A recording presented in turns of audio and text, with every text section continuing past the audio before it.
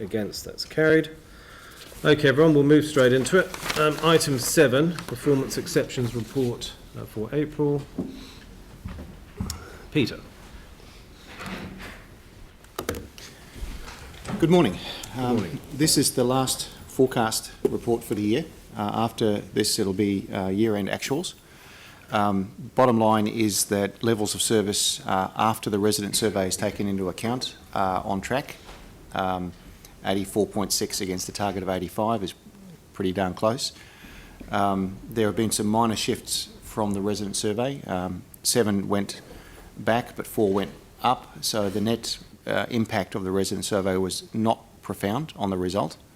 That's a good thing because it means our forecasts were good for the year. There's probably little to add on levels of service. The exceptions are all set out, but they're very consistent with previous months. There have been a couple of changes from last month. 3 water supplies level of service has moved. That's to do with backflow devices being fitted, and a couple from resource consents. But other than that, levels of service very consistent, and the forecasts have been bang on. Capital, there's a list of watch list exceptions there.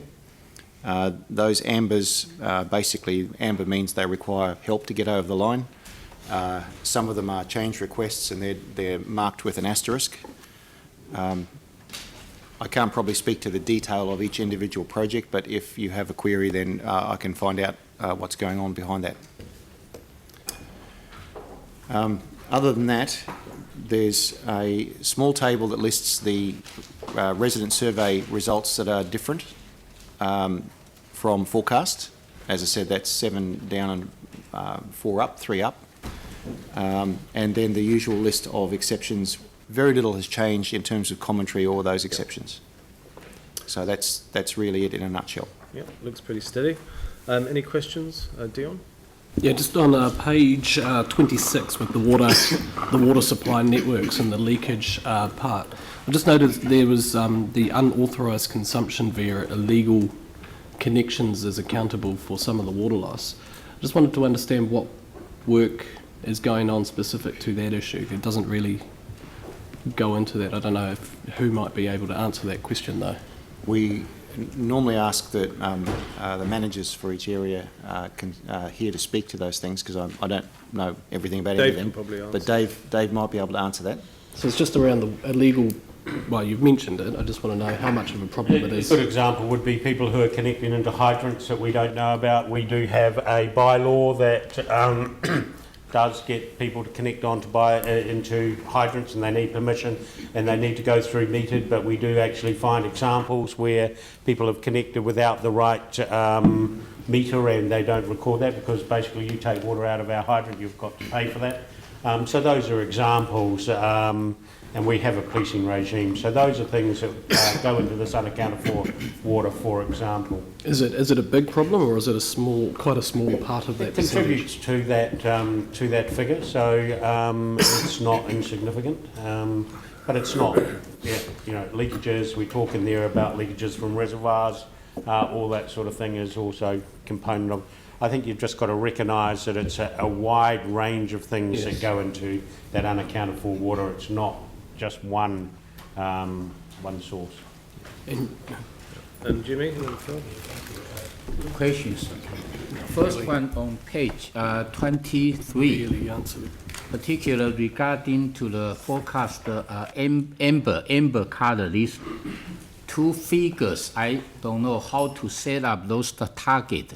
First one regarding to the proportion of residential the certified. You know, you set up in here is equal or plus the 37 regarding to the stormwater network. I just don't know, because based on the survey, you know, actually the residents in citywide, they are unsatisfied with this stormwater, drinking water, these services, etc. But why we set up this target so low, 37 only? At a process level, the way the target is set is during the LTP process, and they're ostensibly set by councillors during the LTP. So how and why that target ended up at that level, I can't answer you that question right now.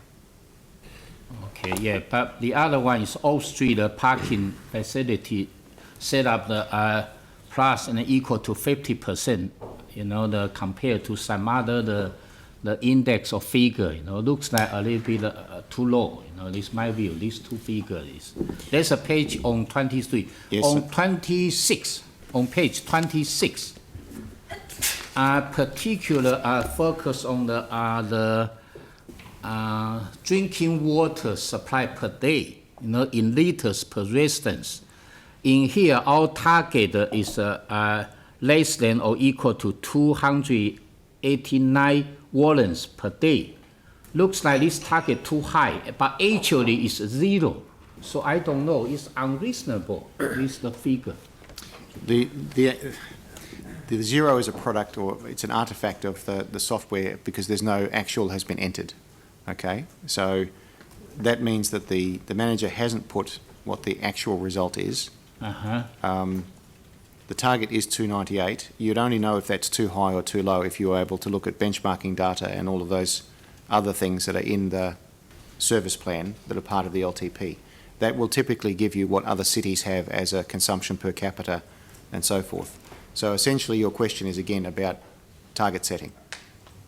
But how about previous year? Over the last 3 years, average, how many the kind of liters per? That information is in the service plans that make up the LTP. How they were considered by council is a different matter. Dave, do you want to add to that? Because don't we have a dashboard showing the daily consumption? 37% was based on an improvement over what we got in the last survey. And Peter, I can't remember what was the last survey, but it was a very, very low after the major flooding. I think we were down at 17%. So this 47 does actually represent a big improvement on what we do. But we basically looked at, we needed to do a target that was stretched but was also achievable. So that's why you've got a variety of different things. And that 37 had a little bit of relationship to what we scored in the last survey. So 47 people recognise the amount of work council's doing. Well, it's not a good result. We would like, 97, I suppose, but it does show that people are seeing the work that we're doing. In relation to the 298, we do a calculation and we don't read all the metres right through the year. So what they do is we need to take the amount pumped into the network, which we know quite well, amount that we sell off to the commercial people, because we take that out of the equation, and then we get the number of people here and so that's a calculation that's done once a year. So 298 is definitely high when you think about, water conservation and all the rest of it. However, you've got to recognise that it's probably for a supply, we are metered, but we don't charge on meters. For that, it's probably a relatively average kind of result for a supply that's not charged on a consumption basis. Sub-question. So that's my question, if we particularly emphasize, water preservation or water the kind of, reservation, etc., why we still set up a target per day, per person, so high? This is unreasonable. This is my concern, yes. Perhaps I can address that going forward.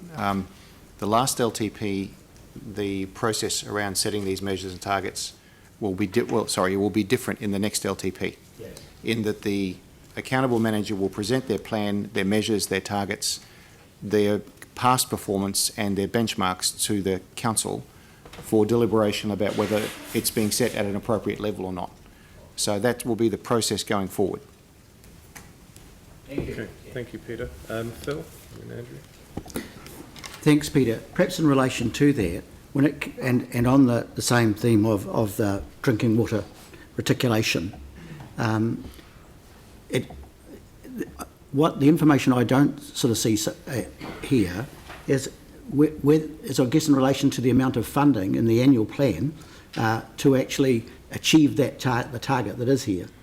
My recollection when I've looked at the annual plan figures, it is a figure of the whole really for all of the aspects of drinking water. For example, the whole chlorination program. So my question is, how can we be sure that there's enough funding in the annual plan to fix those pipes to achieve the target? And maybe Dave can comment, I don't know. There's probably two things. If we were saying we wanted a target instead of 298, we wanted 250, within the LTP we would have to put in place a strategy, appropriate funding to do that. You know, it's no use just setting a target and not funding any action, because basically nothing will happen, obviously. And so that's why Peter's saying, I think, as the LTP, there will come through a variety of different strategies. So if you want to say that's a high priority about fixing leaks, getting consumption down, all the rest of it, we will have a strategy in place as one of the options for you to do that. However, if you don't fund that strategy, it's silly setting a target that you know we won't make. So the target's got to be related to that. And the LTP, through the activity management plans, we will be presenting that information. We have to present within the infrastructure strategy a number of options, and that's what we are intending to do. And we've got the team working on that at the moment. So does that, Peter, do you want to add anything? Past LTPs have contained funding and levels of service around conservation programs. It may be that when you consider the next LTP, you want to revisit that concept. And I understand that, and I was really particularly interested in the coming annual plan as well. But I guess we can look out for that figure. Andrew? Thank you. Water leaks. So this is page 28. And noting large increases in water leaks may impact this result. Right at the very bottom of page 28, Council operates water supplies in a reliable and responsive manner.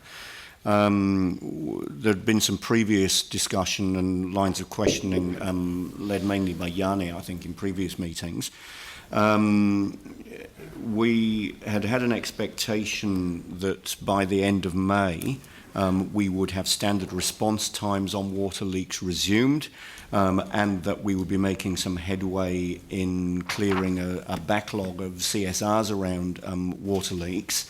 Has that been achieved? Are we still in an environment where water leaks are expected to impact on that result, or are we now responding in normal timeframes, and have we cleared the backlog? I think Dave might be looking to address that. We've certainly reduced the number of water leaks. I think it's down, outstanding at the moment is around about 600. It was peaked at 1,300. So they have got those extra gangs out there.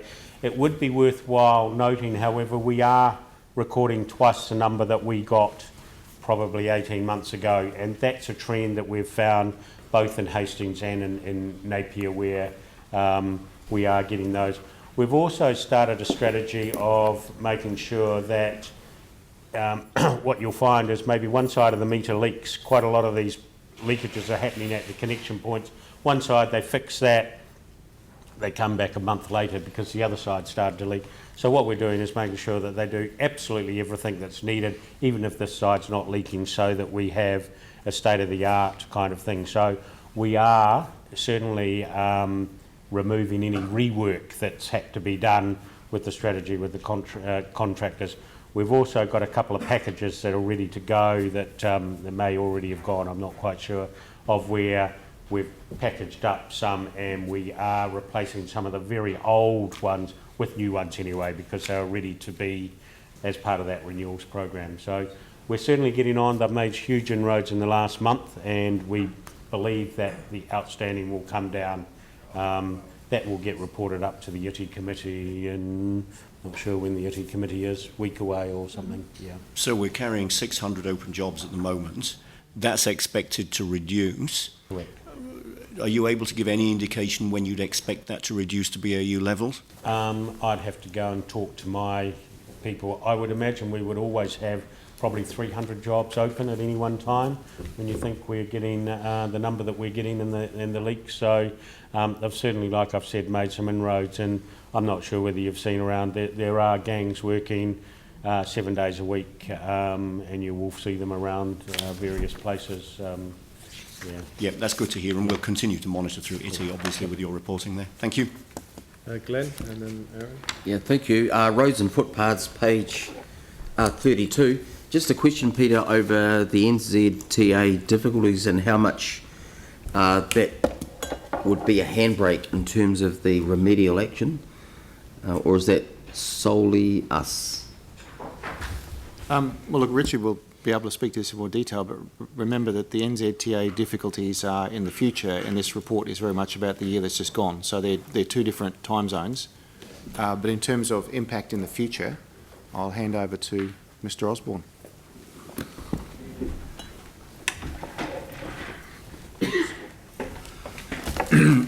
Through you, Mr. Chair, look, Peter's right. The problems we're facing at the moment are not due to any NZTA funding restraints, but that might impact us into the future in terms of our ability to increase that, our response to that level of service. But as you're aware, the state of a lot of the roads throughout the district, both within the city and Banks Peninsula, some of them are quite poor condition. They were never fixed properly after the earthquakes. There was a lot of holes dug in the road to fix the underground infrastructure. They've been patched and repaired many times, and it will simply take, in the LTP, I think it's 20 odd years to get back to where we want to be. Okay, so in terms of future, are you able to land on a time in relation to the NZTA impact? Well, we're still working through the NZTA impact, so I can't give you a steer on that at the moment.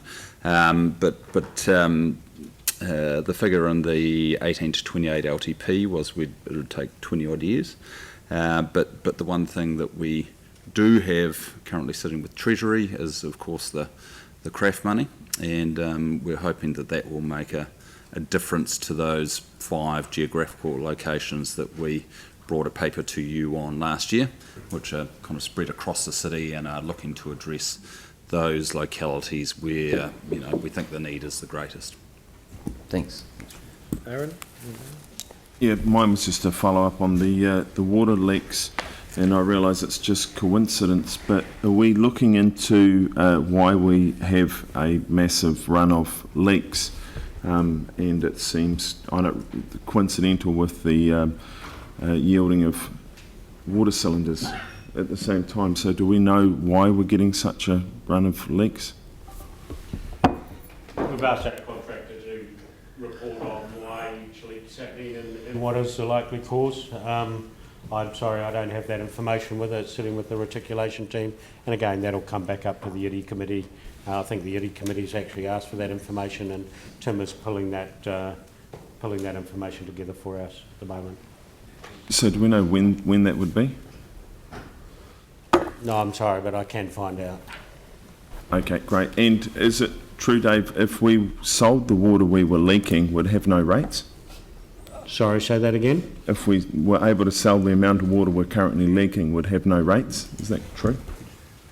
If you have a look at the leakage per population, we're actually in the middle of the road, really, of what other authorities, if the benchmarking survey that came out for the last financial year shows we're in the middle of the road. You get to a certain degree and the dollars that you put in to solve those leaks just goes phenomenal. And so basically every water supply has an element of leaks. We may not have, we did look at some of the very upmarket suppliers in Europe, and they're even sitting at 5% leakages. So, that's the kind of target we may be trying to target. Anne? Thank you. I just wanted to look at transport on page 27 and the goal to maintain the number of private vehicle trips, and it seems that the way that data has been collected hasn't really been very effective, and that there's looking at a new way to develop ways of measuring the number of private vehicle trips. Do you know what that will look like, how that will happen? Look, Richard will come to speak to it, but while he's doing that, that measure was not, the previous measure wasn't measured by us. I believe it was NZTA, who basically walked away from it as a measure and left us to figure it out, at which point Richard's team have built this proposal. Yeah, so we have developed a new proposed level of service, which I've just sent up to Dave a couple of days ago. And it looks at the total number of vehicles at around 15 major intersections coming into the city, and we look to measure that through SCATS data, so we're not reliant on the Ministry of Transport stuff, which made life very difficult for us in terms of measuring what we had and for our level of service. So I think that will come to you as part of the annual plan, so hopefully it catches the, I guess, what you're seeking to achieve through that level of service, but just more accurate measurement. Information, what then happens with that information? How does it determine how we go forward in terms of infrastructure and things like that? Well, so I think that the purpose of the level of service, because one of Council's strategic priorities is to get people out of their private or single occupancy vehicles and onto more sustainable forms of travel. What we're looking to do is kind of measure if the interventions that we've got in place through our long-term plan are succeeding in doing that. And that level of service is there in part to kind of see how we're tracking.